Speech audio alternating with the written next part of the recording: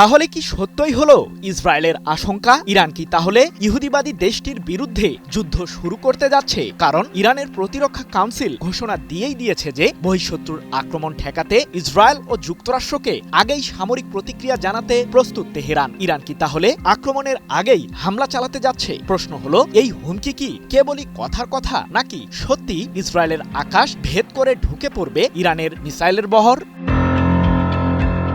মধ্যপ্রাচ্যে ছড়িয়ে পড়েছে যুদ্ধের দামামা, আর সেই আগুনে ঘি ঢালার মতো কাজ করেছে ইরানের প্রতিরক্ষা কাউন্সিল। কিন্তু ইরান চায় শান্তি। তবে সাম্প্রতিক সময়ে ইসরায়েল ও যুক্তরাষ্ট্রের হামলার হুমকির মুখে চুপ থাকতে পারছে না তেহরানও। ইরানের চলমান আন্দোলনকে ঘিরে ষড়যন্ত্রের ছক এঁকেছে ইসরায়েল ও মার্কিন প্রশাসন। ৪ জানুয়ারি যুক্তরাষ্ট্রের প্রেসিডেন্ট ডোনাল্ড ট্রাম্প ইরানের উদ্দেশ্যে জানিয়েছেন তিনি নিবিড়ভাবেই পর্যবেক্ষণ করছেন ইরানের বর্তমান পরিস্থিতি। সেই সাথে সতর্ক করেছেন যে ইরানের সরকার যদি দেশটির জনগণের বিক্ষোভে সহিংসতা চালায়, তাহলে দেশটিকে সামরিকভাবেই জবাব দেবে যুক্তরাষ্ট্র।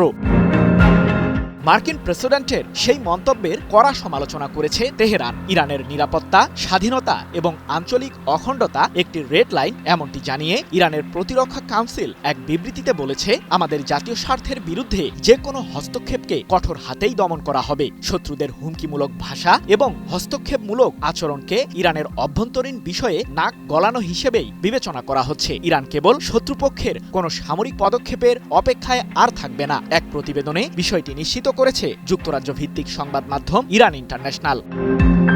এদিকে ইংল্যান্ডের RAF মিল্ডেনহল নামক সামরিক ঘাঁটিতে বিশেষ অভিযান পরিচালনার জন্য সমরাস্ত্র মোতায়েন বাড়িয়েছে যুক্তরাষ্ট্র, যেখানে আছে মার্কিন বিমান বাহিনীর C-17 মডেলের পরিবহন বিমান। এছাড়াও স্পেশাল অপারেশন পরিচালনার জন্য যুক্তরাষ্ট্রের সামরিক বাহিনীর বিশেষ ইউনিটও এসেছে ওই ঘাঁটিতে। ভেনেজুয়েলার প্রেসিডেন্ট নিকোলাস মাদুরোকে সস্ত্রীক আটকের পর যুক্তরাষ্ট্রের বাইরে প্রথম কোনো মার্কিন সামরিক উপস্থিতি বৃদ্ধির ঘটনা এটি।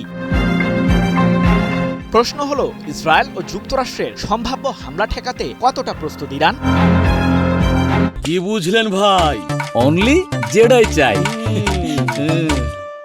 ৫ জানুয়ারি ইরানের পররাষ্ট্র মন্ত্রণালয় অভিযোগ করেছে যে যুক্তরাষ্ট্র ও ইসরায়েলের এজেন্টরা ইরানের অভ্যন্তরীণ বিষয়ে হস্তক্ষেপ করছে, যা আন্তর্জাতিক আইনের চরম লঙ্ঘন। এরই মধ্যে ইসরায়েলের গোয়েন্দা সংস্থা মোসাদের বেশ কয়েকজন এজেন্টকে তেহরান থেকে আটকও করেছে ইরানের আইনশৃঙ্খলা বাহিনী। অন্যদিকে ইহুদিবাদীদের যে কোনো হুমকি মোকাবিলায় প্রস্তুত আছে ইরানের সশস্ত্র বাহিনী, এমনটি জানিয়ে ইরানের পররাষ্ট্রমন্ত্রী আব্বাস আরাকচি সম্প্রতি বলেছেন, ইরানের জনগণ তাদের অভ্যন্তরীণ বিষয়ে যে কোনো হস্তক্ষেপকে জোরদারভাবেই প্রতিরোধ করবে। একই সাথে আমাদের শক্তিশালী সশস্ত্র বাহিনী প্রস্তুত রয়েছে। কেউ যদি ইরানের সার্বভৌমত্বে আঘাত হানে, তাহলে কোথায় প্রতিরোধ বলয় গড়ে তুলতে হবে সেটা ভালোভাবেই জানে আমাদের সামরিক বাহিনী।